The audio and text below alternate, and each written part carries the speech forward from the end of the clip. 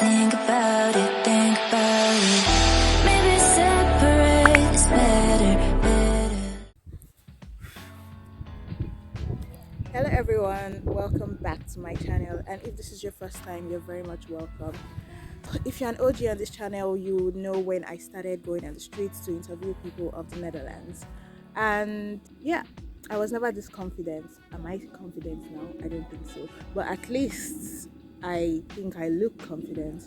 So today I'm going to be teaching you how to do street interviews. Damn, it was really windy outside. The wind almost blew my phone away. Back to the video. So the first stage is your demography. Usually in your first try, your demography should be anybody that is willing to answer your questions. At least that was it for me. I just chose whoever was willing to answer my question, because at that point I had no choice. I'm just learning, I'm just trying to experiment. It was a fun interview, so everybody was basically my demography. The reason you have to understand your demography is my third point, which is your looks. You have to look a certain way that would appeal to your demography. I mean, if your demography is everybody, dressing clean and simple would be the best way, as long as you look good. The idea is to look good. Like the way I look now is very simple. My earrings are basically invisible, but I look clean and just like anybody would see me and be okay with wanting to talk to me. That's it. But if you're being too extravagant, maybe old people would not be willing to talk to you. Maybe you only attract 18-year-olds and younger because they like, the flash. Except you already have a popular aesthetic that people know you as. Like if they know you as Barbie La Pinky and you're always wearing pink, obviously you want to wear pink because that's your brand. But if nobody knows you with any aesthetic, I think you should just go simple, clean and plain. We call it the clean girl aesthetic. Yeah, it's actually a thing. You can check on Instagram or even on YouTube. There is what we call the clean girl aesthetic. It's basically looking simple but chic. And the reason your looks matter is not only because of the audience you're going to attract, it's also because of how confident you would feel. If you look good, you feel good. If you smell good, you feel good. You're not going to be overthinking going close to someone. Also brush your teeth. Please brush your teeth. Please brush your teeth, especially if you're going to be talking close to people. Please. I know this is such a minor thing and I'm not supposed to mention it, but yeah, some people actually need to be told. It's not okay, okay? It's not okay to go close to someone and your breath is traveling all over the place. So yeah, when it comes to your looks, everything, your hygiene matters, okay? Okay? Another point I'm going to give is that you should allow space, like 1 meter. When you're approaching someone, because of the times we are in now, you don't want to come off as intimidating. So if you give space and you're talking, most likely the person is going to come into your space. So it's not you intruding into their space. For example, if this is me and this is the person that I want to talk to, if I'm here and I'm talking, they usually want to come closer so that they can hear what you're saying. So now they're coming into your zone, and when they're coming into your zone, they're coming comfortable. So now there is room for a conversation. So basically, when you're approaching them, please don't come into people's faces. There's a very high chance of telling you no, because some people will just be startled. Not everyone is fine or comfortable or used to strangers barging into their space. So after approaching your target audience while keeping your social distance, of course, you have to ensure that you tell them who you are, what you're doing, and what you're going to use the content for. And as in, if you're going to use it on YouTube, inform them you're going to put it on YouTube so that you don't get sued. You can do it like this. Hello, my name is Jessica. I am a content creator, and today I'm going on the streets of the Netherlands to ask people why they should subscribe to my channel, and I'm going to be putting this video on YouTube. Would you be willing to participate?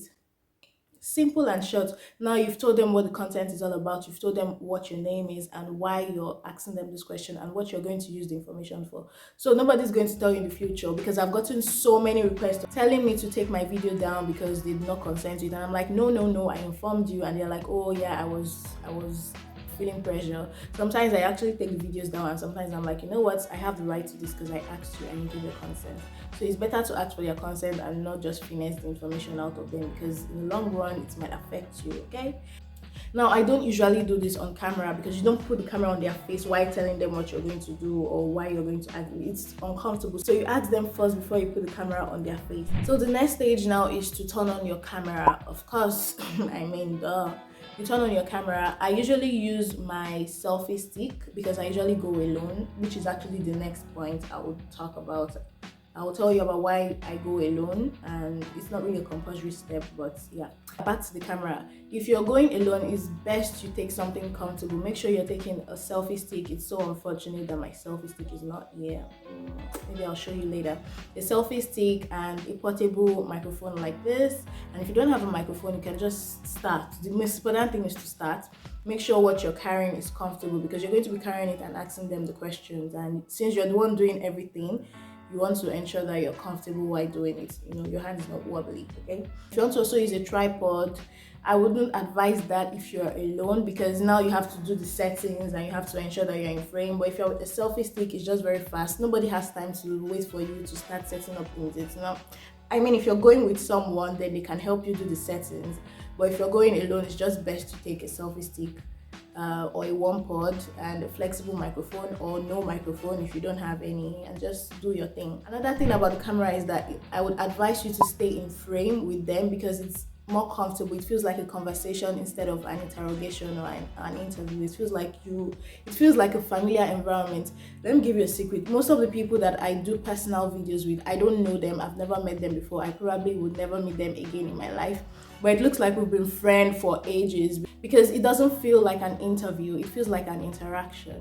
We are both in the frame, so we are both talking to you guys, or the three of us or the group of us are talking to you guys. So it feels like it's us versus you guys instead of them versus me, if you get what I mean. Now, why I said you should go alone is because for someone like me that get really embarrassed, like I have first level embarrassment and second degree embarrassment. Like I get embarrassed for people, I get embarrassed for myself. Like it's very easy to embarrass me. So basically, I do not like to go with someone just in case I get rejected, because I'll be like, okay, nobody saw that.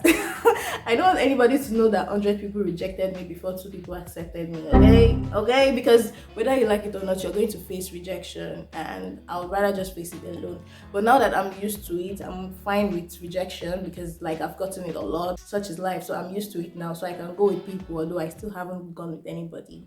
But I can comfortably do it now because I'm no longer ashamed of it. Leading to my next point, I have to tell you this. I know it will be hard to believe, but most of the time, rejection is not your fault and would never be your fault. Most people are shy, most people are uncomfortable, most people don't feel good. They probably haven't brushed their teeth, so they feel like they're going to destroy you with their mouth odor. Some people haven't taken their shower. Some people don't feel good because they don't look good. And I notice days where I'm overdressed or I look too much for the environment.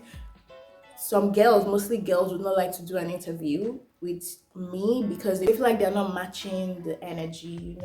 Girls are very big on aesthetics, so sometimes it's about them and not about you. In fact, most times, I would say all the time, is about them and not about you. And even if it is about you, it's easier to just assume it's about them, because so that your ego would not be bruised.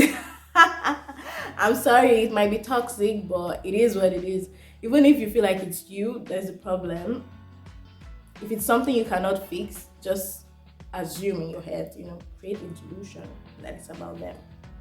You know what I mean? I'm sorry, but yeah, it's what I learned on the journey.